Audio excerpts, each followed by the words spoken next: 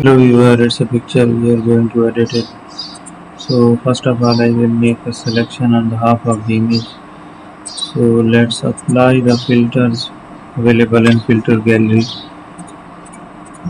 These are the filters we can apply here. It's a sketch as well.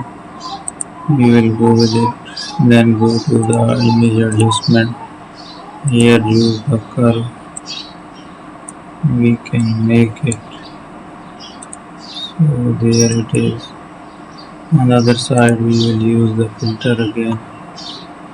Make it stylized, extrudes.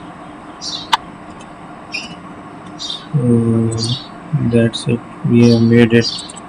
Now we will apply the spray brush tool to remove the changes.